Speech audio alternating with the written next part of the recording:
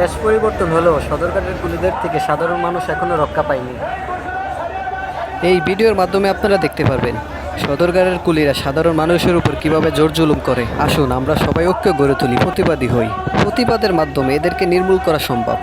গোল চিহ্নেতে মার করা যেই লোকটিকে দেখানো হচ্ছে, এই লোকটি হচ্ছে এই জায়গার কুলি। ছাত্র আন্দোলনের আগেও এদের খুব দাপট ছিল, এখন কিছুটা কম। বাইক দেখার সাথে সাথে বাইকওয়ালার কাছে চলে আসে, এসেই 200 টাকা খোঁজে। বাইকওয়ালা বাইকটি বলে, আমি নিজে উঠাইতে পারবো, আমি টাকা দিব। পরে এই বদমাশ লোকটি খারাপ ব্যবহার করতে শুরু করে।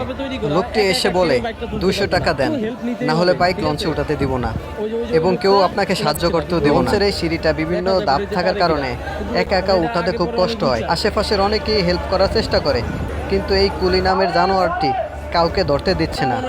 এখন সময় আইছে, এদের সাথে সাহস করে কথা বলতে হবে। এদের সাথে যদি সাহস করে কথা বলতে পারেন, তখন দেখবেন এরা লেজ গুটিয়ে চলে যাচ্ছে।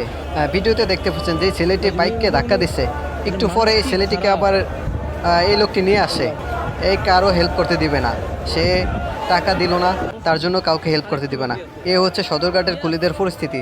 দেশ স্বাধীন হয়েছে, কিন্তু এদের স্বভাব এখনো পরিবর্তন। আমরা যারা সাধারণ যাত্রী আছি, আমরা ঐক্যবদ্ধ হয়ে এদের বিরুদ্ধে কথা বলবো এবং এদেরকে প্রতিহত করব। এরা যেন সদরঘাটে না থাকতে পারে। ওদের একটা বড় গ্রুপ ছিল, যেই গ্রুপের কারণে ওরা অনেক বল প্রয়োগ করছে সাধারণ মানুষের উপর।